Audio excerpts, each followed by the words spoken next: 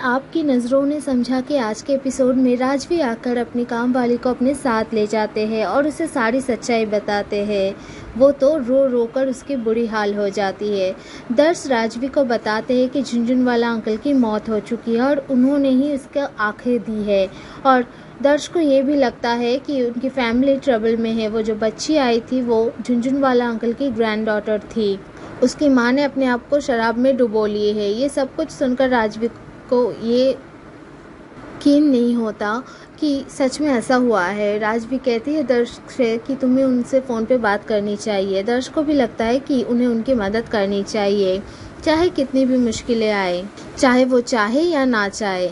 दर्श फ़ोन करते हैं तो विनी कहते हैं ग्रावल अंकल आपने फिर से मेरी एटीएम को परेशान करने के लिए फ़ोन किया। तो दर्श कहते हैं हाँ मेरे तो और कोई काम नहीं है, बताओ तुम्हारी माँ ठीक है ना? हाँ ठीक है। तभी वहाँ पे नंदिनी आ जाती है। दूसरी ओर यहाँ से जब चार्मी गुजर रही होती है तो वो गिरने वाली होती है और तभी नंदिनी भी फ़ोन पकड़ती है और दर्श कहते हैं कि संभाल के नंदिनी। नंदिनी कहती है हाँ मैं तो ठीक हूँ।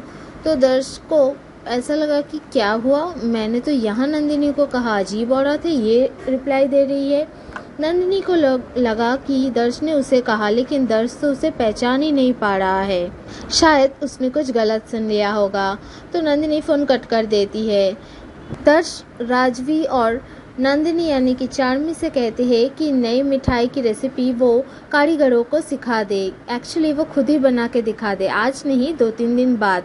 कारखाने तो उसे जाना ही है। ये सुनकर दोनों ही परेशान हो जाते हैं। दूसरी ओर गुन जाकर बंसुरी से बदतमीजी से चीख के बात करती है, जिसकी वजह से उसे अटैक आ जाता है और वो गिर जाती है।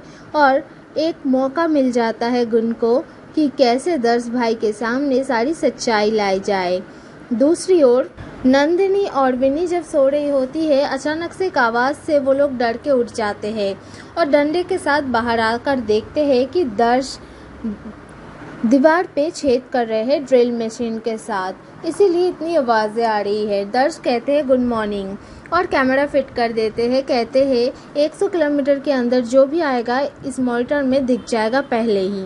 नंदिनी बॉक्स में देख लेती है कि कितनी प्राइस है इस कैमरे की और वो रकम लाकर वो दर्श के हाथों में थमा देना चाहती है, क्योंकि वो किसी का एहसान नहीं रखती। दर्श कहते हैं 300 रुपये और।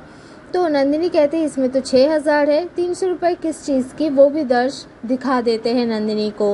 वो उसके लिए एक पौधा लाया है। जो शराब पीते हैं ना, शराब कैसे छोड़े, अगर पौधों से बात किया जाए तो शराब छोड़ी जा सकती है, इसीलिए ये पौधा लाए है और इसके लिए 300 रुपीज़। इतने में दर्श के पास गुन फ़ोन करके नाटक करती है कि मैं गलती से दर्श भाई आपको फ़ोन लग गया, मैं तो मॉम को फ़ोन करने वाली थी। वो क्या है ना, मेरी माँ को ना अटैक आ गया है। ये सुनकर दर्श वहाँ से तुरंत निकल जाते हैं और नंदिनी भी परेशान हो जाती है। दर्श चार्मी को फ़ोन करके कह देती है कि तुम जल्द से जल्द पहुँचो। चार्मी भी मिल को फ़ोन करके बता देती है। चार्मी वहाँ पहुँच तो जाती है, लेकिन वो अंदर कैसे जाए, अगर बंसुरी ने उसे पहचान लिया तो क्या होगा। लेकिन दर्श के वहाँ पहुँचने के बाद दोनों को अंदर जाना ही पड़ता है। राजवी यहाँ बंसुरी के पति से कहते हैं कि आप संभाल लीजिए बात को 6 महीनों तक। दूसरी ओर गुन चाहती है ये सच्चाई जल्द से जल्द दर्श भाई के सामने आए। जैसे ही बंसुरी को हो जाते हैं वो कहते हैं ये कौन है दर्श भाई, ये नंदिनी नहीं है। दर्श ये सुनकर दंग रह जाते हैं। अगले एपिसोड में हम देखेंगे नंदिनी आएगी बंसुरी के पास और कहेगी ये तू क्या नंदू नंदू कह रही है, अब मुझे जाना होगा।